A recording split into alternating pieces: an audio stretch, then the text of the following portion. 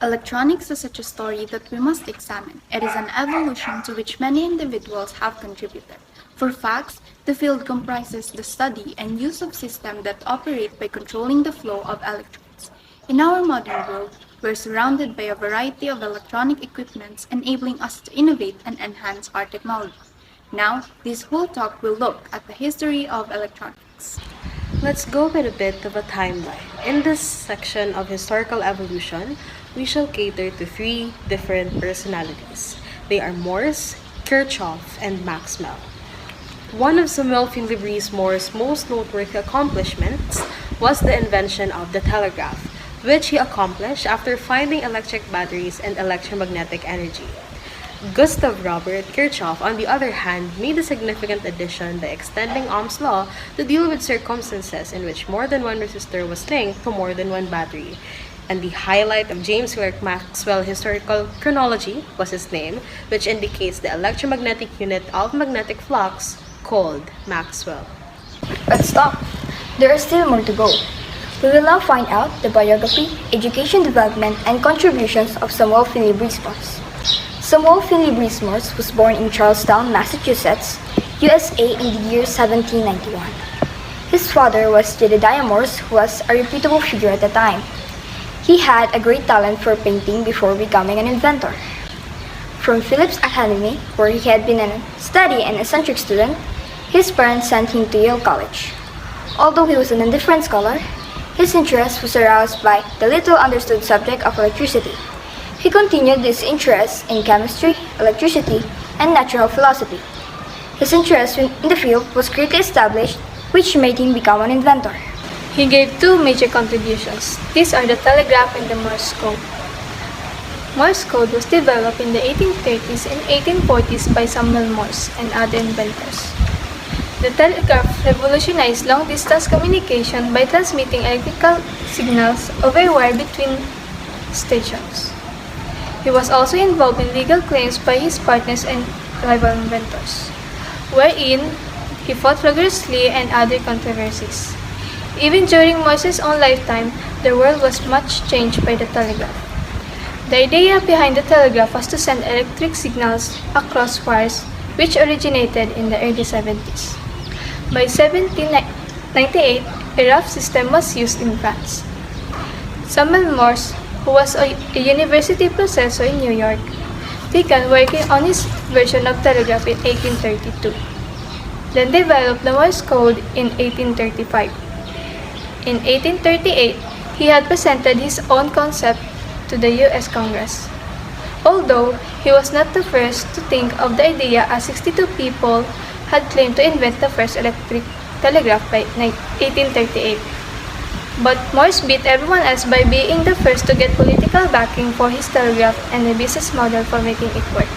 In 1843, Morse built a telegraph system from Washington, D.C. to Baltimore with the financial support of Congress. Then on May 24, 1844, the first message, "What hath God wrought," was sent.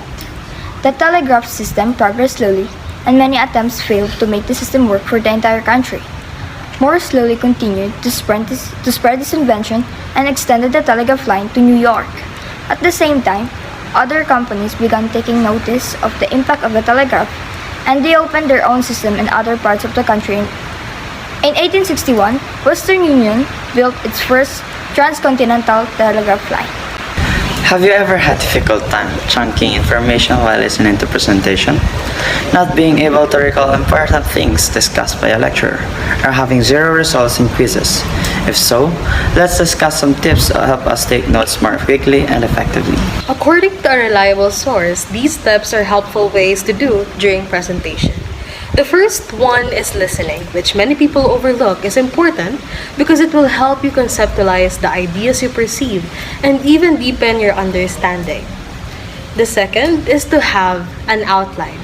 How to do this? Simple. All you just have to do is to shorten all long words and sentences into keywords which you would understand.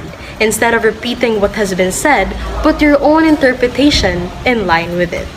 Lastly, review. Sometimes you cannot perfectly write every single piece of information said by a reporter. Hence, it is important to rewrite or review your notes.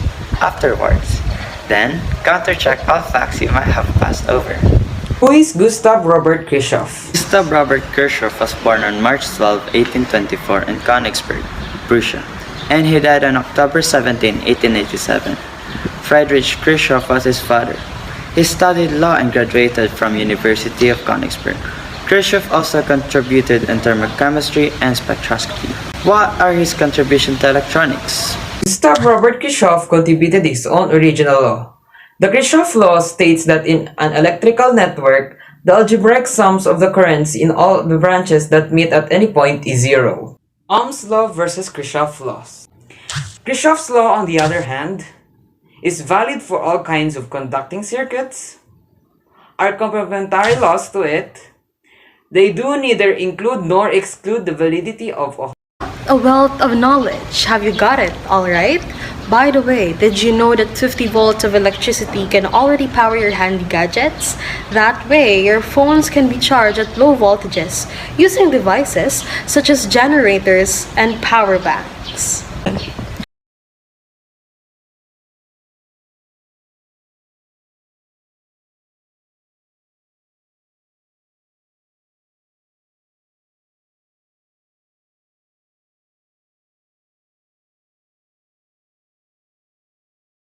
Morse and Kirchhoff had already been presented. Now, let us head to James Clerk Maxwell, where to focus on Maxwell's life, evolution or educational process, and most importantly, his contribution in electronics as we consider Maxwell's stage of growth. James Clerk Maxwell was born 13th of June 1831 at Inge Street, Edinburgh.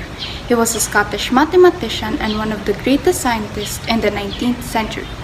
He translated Faraday's theories into mathematical expression. Maxwell was one of the greatest mathematicians in the history.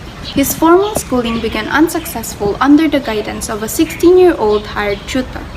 Little is known about the young man hired to instruct Maxwell except that he treated the young boy harshly, chiding him for being slow and vain. James' father took him to Robert Davidson's demonstration of electric propulsion and magnetic force at 12 February 1842.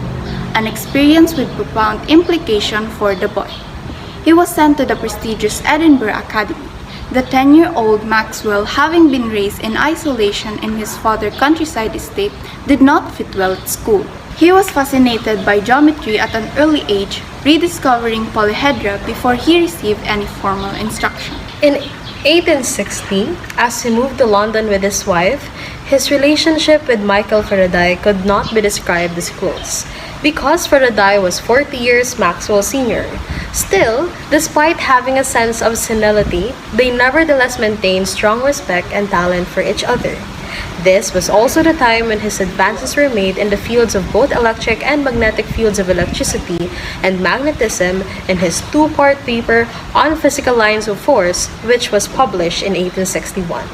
Two more parts were later added to and published in that same paper in early 1862. In the first part, he discussed the nature of electrostatics and displacement current. In the second part, he dealt with the rotation of the plane of the polarization of light in a magnetic field. But before we end the discussion, let's learn something notable from James Clerk Maxwell. Electromagnetic theory of light is a phenomenon that was discovered by Faraday, which Maxwell translated into a mathematical expression.